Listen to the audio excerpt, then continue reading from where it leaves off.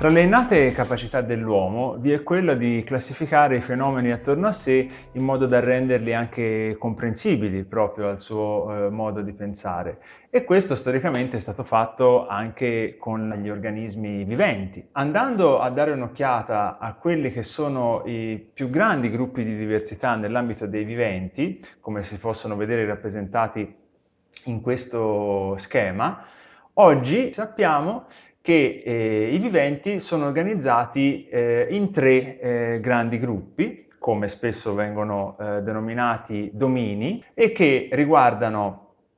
i batteri veri e propri, come per esempio Escherichia coli, ma molti altri organismi appartenenti a questo gruppo, i cosiddetti archebatteri, anch'essi unicellulari e procariotici, come i batteri, ma profondamente diversi, e i veri e propri eucarioti, unicellulari o pluricellulari, come potrebbe essere un leone, per esempio, oppure un organismo fotosintetico unicellulare. Ora, chiaramente da queste relazioni si evince che la vita probabilmente si è originata una sola volta,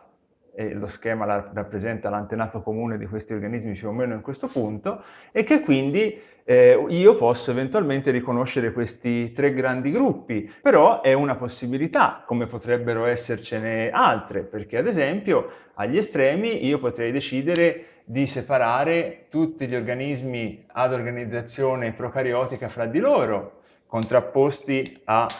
quelli eucariotici. Oppure potrei anche, ugualmente in modo legittimo, decidere di separare archebatteri e organismi eucariotici assieme, che hanno alcuni tratti in comune, come è stato recentemente dimostrato, rispetto invece ai batteri veri e propri. E ognuna di queste tre possibilità non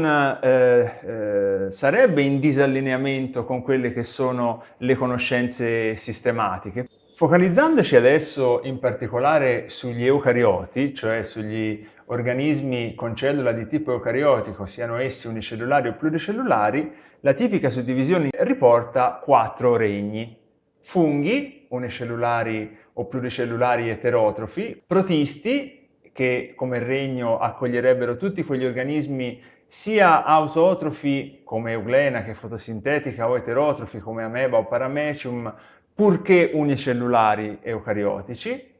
le piante che raccoglierebbero tutti gli organismi pluricellulari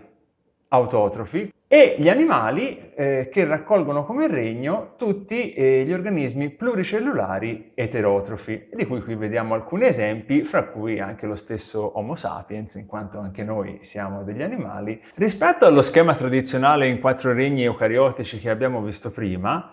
andando ad analizzare quelle che sono effettivamente le relazioni evolutive nell'ambito degli eucarioti e andando a collocare i vari organismi in questo schema, vediamo che ad esempio i vari animali possono essere collocati effettivamente tutti assieme. Però ci rendiamo conto anche, per esempio, che i funghi, spesso considerati un regno assolutamente distinto da tutti gli altri, sono collocati molto vicini, così come anche alcuni organismi unicellulari come le amebe. Spostandoci verso le piante, ovviamente ci possiamo collocare dentro le piante superiori, come conosciamo tutti, questa è una quercia ad esempio, ma vediamo che finiscono dentro lo stesso insieme, evolutivamente parlando, anche alcune alghe verdi, come ulva ad esempio, o lattuga di mare, mentre altre alghe pluricellulari, come le alghe brune, si collocano in quest'altro insieme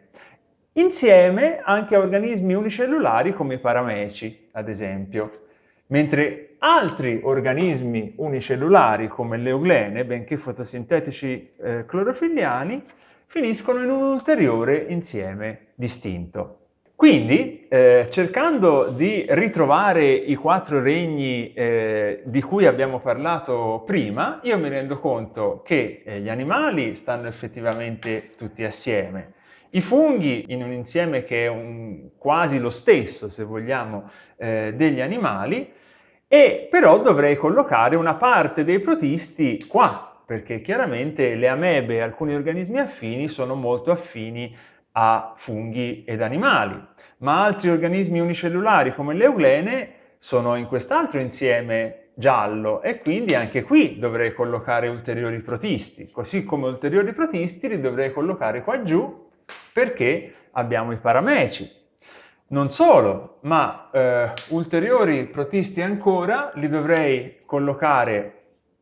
anche nell'ambito delle piante, perché pur non essendo riportata nessuna immagine, sappiamo che ci sono alghe verdi unicellulari che quindi dovrebbero collocarsi a questo livello. E anche in quest'altro sono presenti di nuovo organismi unicellulari eucariotici. Le piante, per come erano concepite nell'esempio che abbiamo visto precedentemente, le dovrei collocare sia qui, organismi pluricellulari autotrofi, che però anche in quest'altro insieme, perché abbiamo Dictyota, un'alga bruna, che ricade in quest'altro gruppo evolutivo. Quindi lo schema in 4 regni che avete imparato dal vostro libro di testo è semplicemente una delle tante possibilità che si possono avere nel classificare i viventi anche nell'ambito degli eucarioti, e ve ne sono molte altre che in modo, diciamo, più riuscito o meno riuscito provano a rispecchiare quelle che sono le reali affinità evolutive in base alle conoscenze che si hanno in un certo momento storico.